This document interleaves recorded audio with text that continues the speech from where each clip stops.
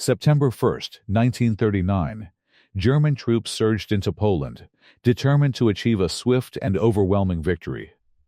A little more than 2 decades earlier, their fathers had also been marching, but in the opposite direction, returning home as a defeated army. In November 1918, after 4 devastating years of World War I, Germany's emperor, Kaiser Wilhelm II, was forced to abdicate. His military was collapsing under a relentless offensive, led by British, French, and American forces. At home, the German people were suffering from severe starvation, yet a dangerous belief had already begun to take hold. Many German generals and soldiers claimed they had not lost the war on the battlefield, but had instead been betrayed by weak politicians back home. Nevertheless, at 11:00 a.m., on November 11, 1918, the 11th hour of the 11th day of the 11th month, World War I officially came to an end. The following month, U.S.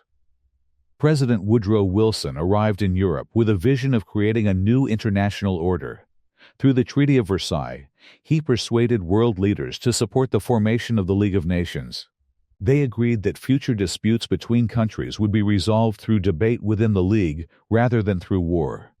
Across Europe, many nations gained their independence, while Germany's ally, the Austro-Hungarian Empire, was dismantled. From its collapse emerged new states, including Austria, Poland, Hungary, Czechoslovakia, Yugoslavia, Latvia, Lithuania, and Estonia. Germany also lost a significant portion of its territory, but the peace settlement planted the foundations for future conflict. Not everyone accepted the creation of countries such as Czechoslovakia, where large German-speaking communities now found themselves living. In time, the ambition to unite all German people under one nation would once again threaten Europe's stability. The exhausted German population then faced one last humiliation.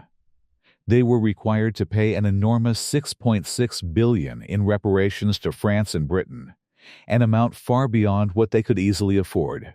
Soon after, when Wilson returned to the United States, his dream of a new world order began to unravel. The U.S. Congress refused to risk becoming involved in another European conflict. It chose not to join the League of Nations, and America turned its focus inward, adopting a policy of isolationism. Germany had now been transformed into a very different nation. It was still the largest country in Europe, but its military monarchy was gone. It had transformed into a democracy, yet its new government, the Weimar Republic, was soon hit by a series of devastating blows. Street battles broke out between far-right nationalists and communist groups determined to spark a revolution. Then, in 1923, Germany was struck by devastating hyperinflation, with prices rising by hundreds of percent every month.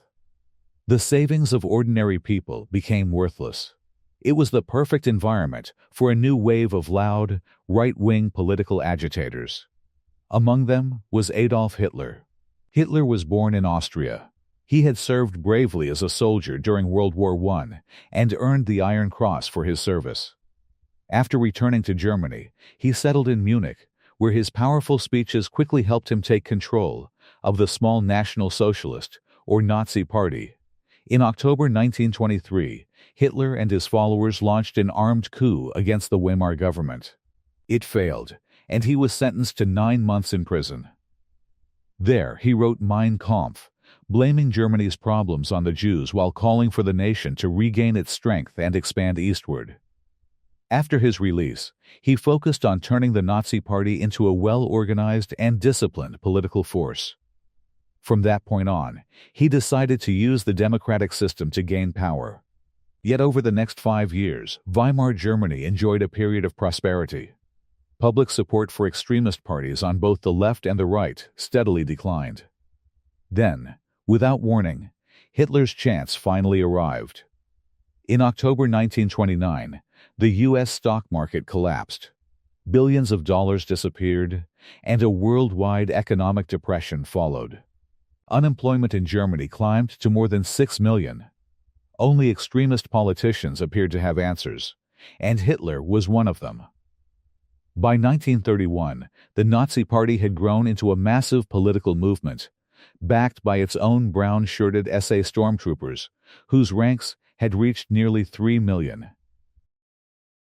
In the 1932 elections, the Nazis became the largest party in Germany's parliament, the Reichstag.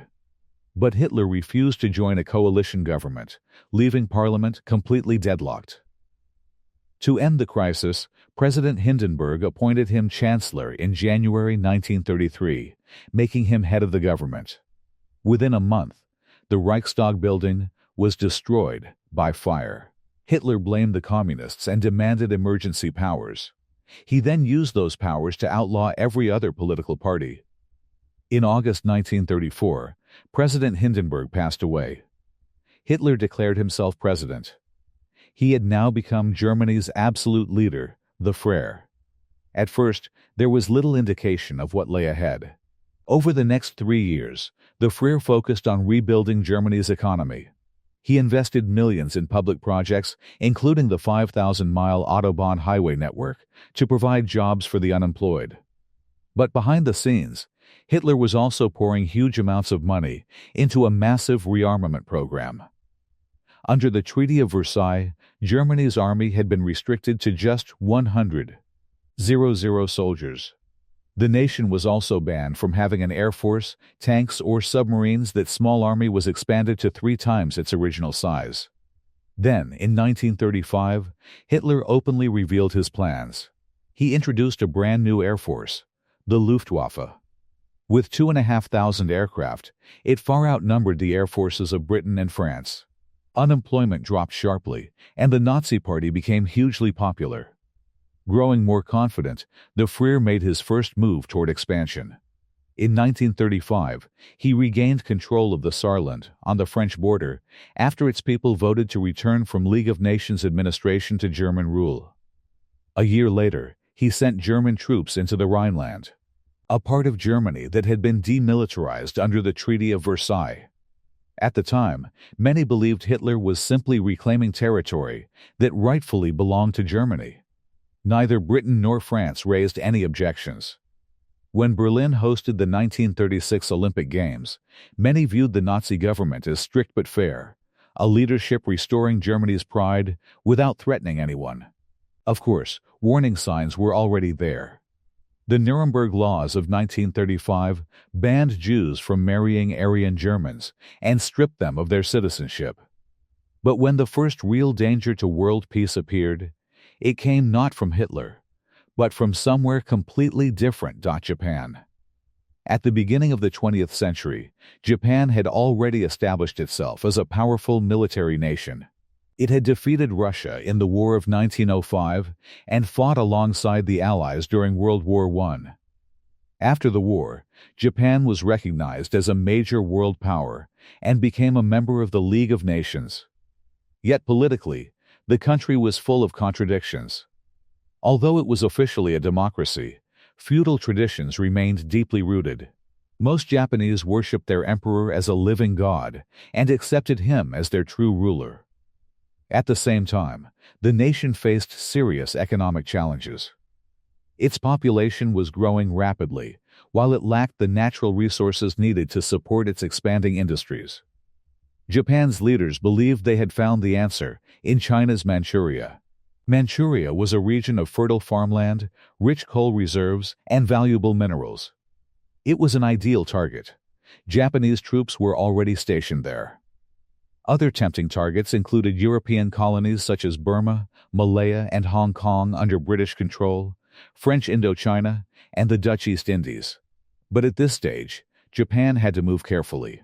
It did not want to provoke the other major power in the Pacific, the United States. Despite its anti-imperialist rhetoric, America controlled an unofficial empire across the Pacific. The Philippines, Guam, and several island territories were all under American rule. The United States certainly had the military strength to challenge Japan, but since the end of World War I, its attention had been focused elsewhere. This was America's Jazz Age. Throughout the 1920s, the nation concentrated on developing its vast resources. The economy boomed, and prosperity seemed endless. Great fortunes were built through industry and the stock market. America appeared completely absorbed in the pursuit of wealth and entertainment. With distractions like these, Japan's growing ambitions in the Pacific seemed a distant concern. After World War I, America had drastically reduced the size of its army and signed a naval limitation treaty with Britain, France, and Japan. In effect, this gave Japan naval superiority across much of the Pacific. Then came the Great Depression. As economic disaster spread across the country, 1 in every 4 Americans lost their jobs. Tens of thousands became homeless and were forced to live in makeshift shanty towns. Before, America had been distracted by prosperity. Now it was consumed by hardship. The moment had arrived for Japan to make its move. In 1931, without even informing their own elected government, Japanese forces stationed in Manchuria captured the capital, Mukden, before quickly taking control of the rest of the region. A puppet state called Manchukuo was established under a puppet ruler. Henry Puyi, the last emperor of China, who had been removed from power in 1911, was brought out of retirement to lead it. At its headquarters in Geneva, the League of Nations now faced its first major challenge. Japan was widely condemned, but its response was direct. Japan, however, finds it impossible to accept the report adopted by the Assembly. The Japanese delegation simply walked out, and the League quickly realized it had no power to stop what had happened in Manchuria. Japan became an international outcast, but it paid little attention. Its leaders had already set their sights on conquering even more of China. The task seemed easy. China was trapped in political chaos. The government of Generalissimo Chiang Kai-shek was fighting the Chinese Communist Party led by Mao Zedong. The country was already caught in a civil war. In 1936, as preparation for a larger invasion, Japan signed a pact with Hitler. The agreement was meant to protect both countries against any possible Soviet attack if Russia intervened in China. Then, in July 1937, the Japanese staged an incident involving Chinese troops and launched a full-scale invasion. At first, the Chinese were caught off guard, but they soon resisted with determination. Even the Communists joined forces with the Kuomintang to create a united front. The Japanese answered with amphibious assaults. By the end of 1937, they had captured much of northern China and large stretches of the coastline. The Japanese carried out the war with extreme brutality, bombing cities without discrimination. Foreign residents living in Shanghai, China's major commercial port, were evacuated.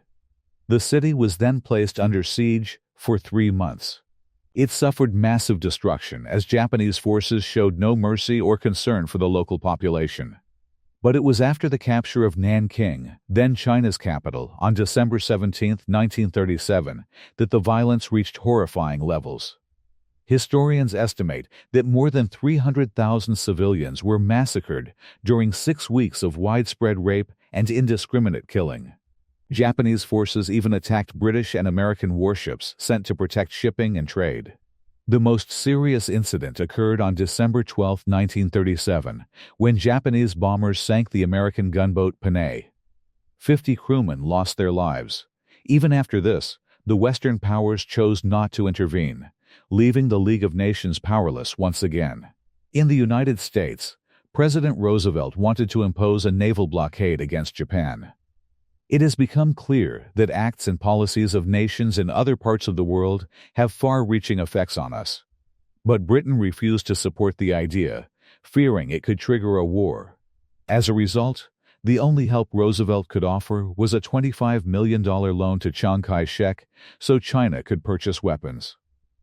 Although the Communists were now fighting beside the Kuomintang, the Soviet Union also offered very little assistance.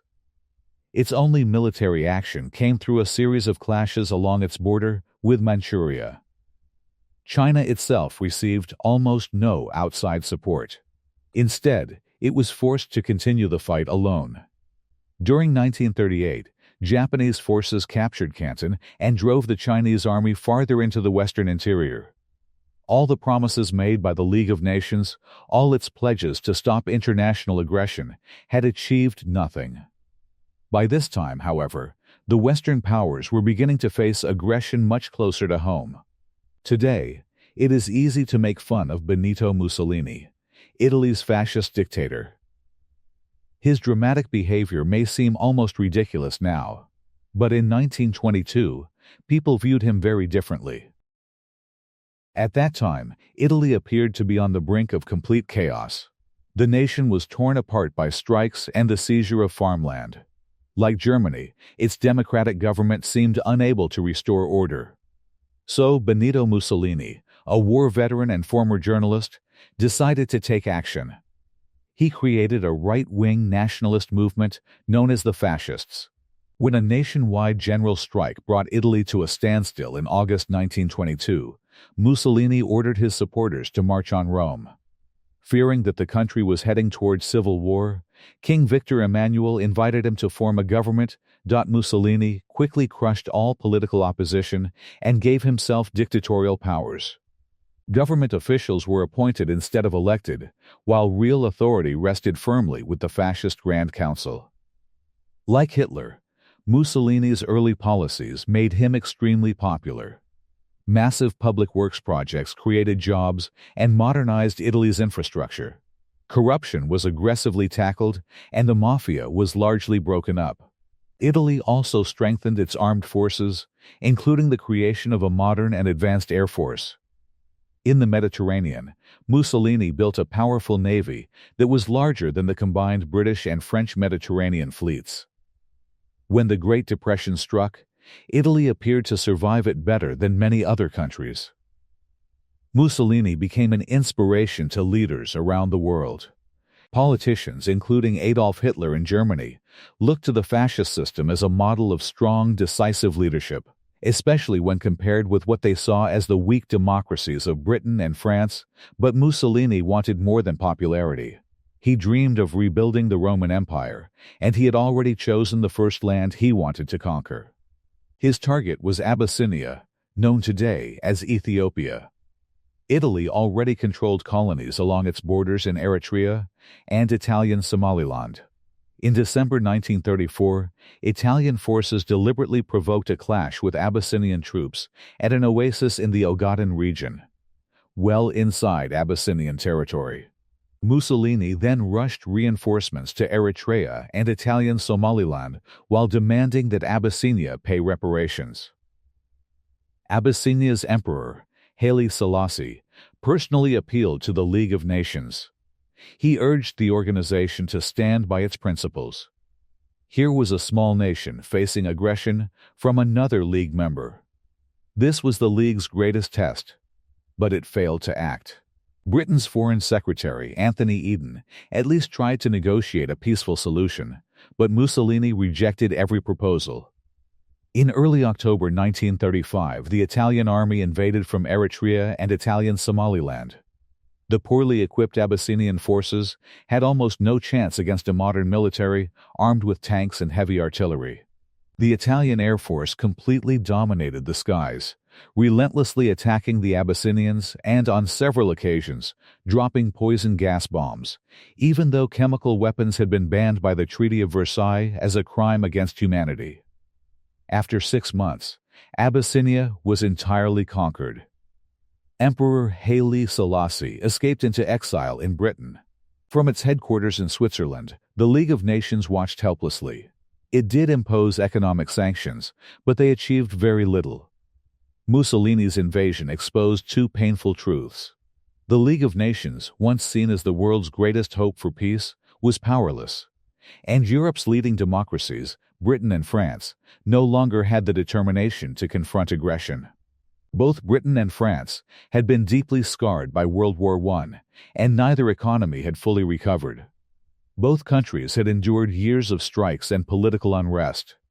Both had struggled with widespread unemployment even before the Great Depression began. They also carried the enormous burden of maintaining vast empires, expanded by taking over Germany's former colonies and territories, once controlled by the Ottoman Empire in the Middle East. Above all, both nations remained haunted by the terrible losses of World War I. A succession of British prime ministers, Lloyd George, Ramsay MacDonald, and especially Stanley Baldwin, were all determined to keep Britain out of another major conflict.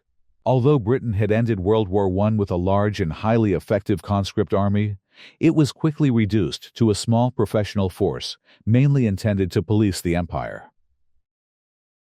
Then, when the Great Depression struck, any plans to modernize the military were abandoned. As a result, Britain entered the years before the next war, both economically and militarily weakened. France had suffered even heavier losses than Britain during World War I. Always suspicious of Germany, it continued to maintain a large conscript army. But throughout the 1920s, France's birth rate steadily declined. It soon became clear that by the mid to late 1930s, the country would face a serious manpower shortage. French leaders realized they could never match Germany simply by building a larger army. Instead, they adopted a completely defensive strategy. Construction of the Maginot Line, a vast chain of fortifications, began in 1930 along the German border and stretched as far as Belgium, where it was expected to connect with Belgian defenses. This new military policy meant France was prepared only for defensive warfare. It simply lacked the ability to launch an attack against Italy, even if Britain had been able to provide military support. And, of course, both countries knew their Mediterranean fleets were smaller than Mussolini's growing navy. So, when Italy conquered Abyssinia, doing nothing seemed like the only realistic option. The conflict appeared too distant, too isolated, and too much like someone else's problem. By now, both Britain and France were overwhelmed by the continuing hardships of the Great Depression, problems that felt far more urgent. Above all, they now faced a military danger much closer to home, a rapidly growing and heavily rearming Germany. Before long, Germany's strength, together with Italy's, would be demonstrated through their support for the rise of yet another dictator in Spain. In 1936, civil war broke out in Spain. It was an extraordinarily brutal conflict, dividing families, pitting communists against fascists, and believers against atheists. Back in 1931, a left-wing government had come to power, determined to end Spain's centuries-old monarchy. The king was forced into exile, and the country became a republic. In February 1936, the parties of the left united to form the Popular Front and challenged the right in a general election. The Popular Front won by a narrow margin. Although its reform program was relatively moderate, a wave of strikes and land seizures convinced many on the right that a communist revolution was only a matter of time. Within the Spanish army, long regarded as a stronghold of conservative and Catholic values, senior officers began seriously considering a military coup. One of them was General Francisco Franco, the former chief of staff, who had effectively been pushed aside by being assigned to command Spain's forces in the Canary Islands. On July 17, 1936, army units fighting guerrillas in Spain's colony of Morocco mutinied. The following day, Franco flew in to join them, announcing the birth of a new nationalist movement that, he claimed, would save Spain from communism. Soon afterward, military garrisons across mainland Spain joined the uprising. In response, the Popular Front called on volunteers to defend the republic. The lines of battle had now been drawn. At first, Franco faced a major obstacle. He and his army were stranded in North Africa and needed a way to cross the Strait of Gibraltar into Spain. So he turned to the one man he believed could help: Adolf Hitler. Within a month, transport aircraft from Hitler's newly created Luftwaffe had launched a massive airlift, carrying Franco's battle-hardened troops into southern Spain. At this stage, the Republic still appeared to hold the advantage. Pro-Franco uprisings in Madrid and Barcelona were quickly crushed, allowing the Republic to retain control over most of eastern Spain. Franco's nationalists remained largely confined to the northwest and parts of the south. But everything changed when Hitler and Mussolini began pouring troops and weapons into the conflict. The German dictator seized the perfect opportunity to test both his new military equipment and his rapidly expanding armed forces. Germany sent its first panzer tanks, around 12,000 troops, and the Luftwaffe's Condor Legion, equipped with its newest bombers and fighter aircraft. Mussolini contributed a so-called volunteer corps of 50,000 men along with more than 700 aircraft. The Republicans repeatedly appealed to Britain, France, and the Soviet Union for assistance. But London and Paris feared that any involvement could trigger a wider European war. They adopted a policy of non-intervention. Ironically, Germany and Italy also signed the agreement, yet they continued supplying weapons to the nationalists. Once this became obvious, Soviet leader Joseph Stalin announced that he would support the Republic. Stalin's greatest concern was the growing power of Fascist Germany. Hitler had made it unmistakably clear that he considered communism to be Nazism's ultimate enemy. Stalin viewed the Spanish Civil War as a way to keep Germany and Italy occupied while strengthening the Soviet Union's own military. Around 700 military advisors were dispatched, together with tanks and fighter aircraft. It was valuable assistance, but it still fell far short of the support Franco was receiving. In reality, the Republic's greatest source of outside support came not from any government, but from volunteers known as the International Brigades. Around 30,000 left-wing volunteers from America, Britain, France, and Germany traveled to Spain to fight. Backed by their powerful fascist allies, the nationalists were able to launch offensives on two fronts. One force advanced toward Barcelona from the north, while Franco personally led another push toward Madrid from the south. By the end of 1936, Madrid was surrounded on three sides and was almost completely under siege.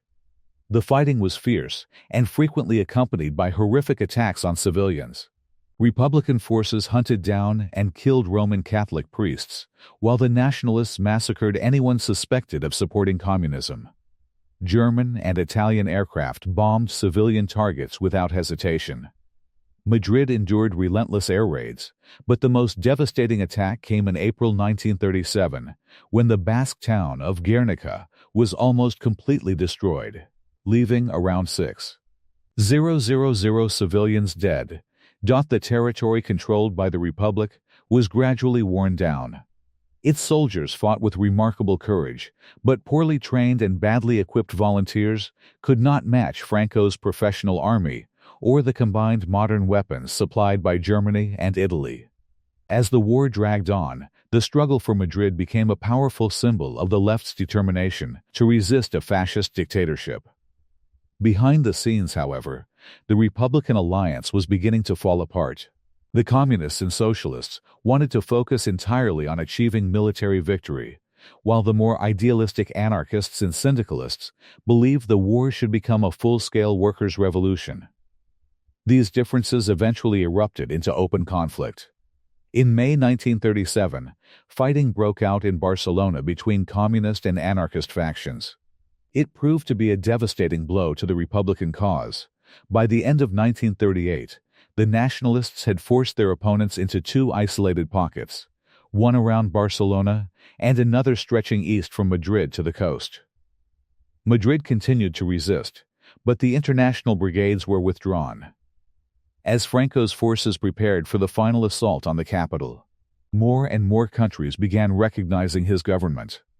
At the end of March 1939, after nearly 3 exhausting years of war, Madrid finally surrendered. A month later, Franco officially declared the fighting over. The wounds left by the Spanish Civil War took many years to heal, and in some ways they remain even today. On the international stage, Franco's victory proved disastrous. Hitler and Mussolini became even more convinced that the democracies of Britain and France lacked the will to resist serious aggression, while Stalin lost faith in their determination to stand up to fascism. Hitler especially now believed the path was clear to carry out the expansionist plans he had laid out in Mein Kampf. Even before the Spanish Civil War had ended, his armies were already advancing. From the day he became Chancellor of Germany on January 30, 1933, Hitler had begun putting his long-term ambitions into motion. On February 3rd, he informed his senior military commanders that his ultimate objective was to conquer territory in the east and ruthlessly turn it into German land. They were ordered to prepare for a massive military expansion. Although Germany had officially been banned from developing tanks, a secret agreement with the Soviet Union in 1923 had allowed German engineers to design tanks and experiment with new mobile armored tactics. Ambitious young officers, such as Heinz Guderian, studied the military theories of British strategists Basil Liddell Hart and Colonel J.F.C. Fuller. They also observed British military exercises on Salisbury Plain during the 1920s. From these ideas, they developed the concept of fast-moving formations that combined tanks, artillery, and infantry to strike quickly and penetrate deep into enemy territory. Hitler embraced these ideas enthusiastically. The new German army was organized around 3 panzer divisions. The newly created Air Force, the Luftwaffe, under former World War I fighter ace Hermann Göring, also had a solid foundation on which to build. Even while military aircraft had been officially banned, Germany had preserved its aviation expertise by producing civilian aircraft, while gliding and flying clubs trained a large pool of future pilots. In March 1935, Hitler publicly revealed the existence of the Luftwaffe. He then announced that the German army would be expanded to 300,000 men, and compulsory military service was restored. Britain and France responded with only weak protests against this clear violation of the Treaty of Versailles, before slowly and reluctantly beginning to rearm themselves. Until then, Hitler's ambitions had appeared limited. He had merely reclaimed what he claimed belonged to Germany, the Rhineland and the Saarland. But now he turned his attention to a much bigger prize: his birthplace, Austria. In 1934, Austrian Nazis had tried to seize power and unite Austria with Germany. After all, Austrians spoke German, even though they had never belonged to a German state. In February 1938, another Nazi conspiracy was uncovered. Austrian Chancellor Kurt von Schuschnigg protested to Hitler. Hitler answered by demanding that Austria stop persecuting Austrian Nazis and agree to unite with Germany. A national referendum was scheduled so Austrians could vote on remaining independent. But on March 12, 1938, the day before the vote, Hitler, fearing an unfavorable result, ordered German troops to invade. Caught completely by surprise and welcomed by enthusiastic Nazi supporters, Austria offered no resistance. Within hours, Hitler declared Austria officially incorporated into the Third Reich. For the first time, an independent nation had been absorbed into a greater Germany. Once again, the Western democracies failed to respond. During the summer of 1938, Hitler turned his attention to his next target, Czechoslovakia. A large German-speaking minority lived in the country's northwestern region, known as the Sudetenland. These Sudeten Germans had once belonged to the Austro-Hungarian Empire, but had been separated when Czechoslovakia was created after the Treaty of Versailles. The unresolved issue had been a ticking time bomb ever since 1919. Hitler encouraged Sudeten German demands for greater autonomy and threatened military action if the Czech government refused. The Czechoslovak government stood firm, ordered full mobilization, and prepared to fight. Its army was large, well-trained, and protected by strong frontier fortifications. Hitler temporarily backed down.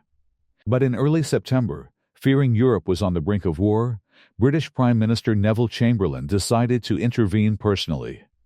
He flew to meet Hitler twice.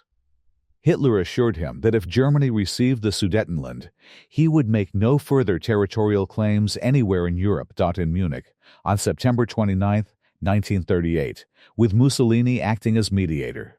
Britain and France signed an agreement handing the Sudetenland over to Germany. In return, Hitler formally declared that he had no additional territorial ambitions. Chamberlain returned to Britain proudly waving the signed document, claiming it had secured peace for our time. And so, on October 1st, German troops marched into the Sudetenland and took control of the Czech border fortifications. Hitler immediately began considering his next objective, Poland. Once again, he justified his demands by claiming to protect a German minority left isolated by the Treaty of Versailles. He demanded that the port city of Danzig be returned to Germany so East Prussia could be connected with the rest of the country. Poland refused. Hitler hesitated. He was not yet prepared for a full-scale war, and he still had unfinished business in Czechoslovakia. In March 1939, Slovakia, whose population was ethnically different from the Czech lands, appealed to Hitler for help in gaining greater independence. Hitler summoned Czechoslovak President Emil H. to Berlin and pressured him into placing his country under German protection. German troops then entered the remaining Czech territories without facing resistance. Most of Czechoslovakia was absorbed into the Third Reich, while Slovakia became a German protectorate. For the first time, Hitler had seized territory that was not predominantly German-speaking. Yet Britain and France once again responded with little more than weak diplomatic protests. At the end of March, Hitler renewed his demand to Poland, hand over Danzig. This time, Britain and France made it absolutely clear that they would declare war if Germany invaded Poland. By now, however, Hitler cared very little. He believed both countries would prove weak and indecisive in any conflict. Meanwhile, Stalin had become increasingly alarmed by Hitler's growing aggression. In April, he proposed a military alliance with Britain and France. The negotiations dragged on with little progress, and eventually, Stalin gave up, deciding there was another way to deal with Germany. On August 23, the Soviet Union and Nazi Germany, two nations the world believed to be bitter enemies, announced a non-aggression pact. Secretly, the agreement divided Poland between them while giving Stalin freedom to seize Estonia, Latvia, and Lithuania. With the Soviet threat removed, Hitler ordered the German armed forces to prepare for an immediate invasion. On the evening of August 31, the Wehrmacht stood ready. Its Führer had made the decision that would plunge the world into war.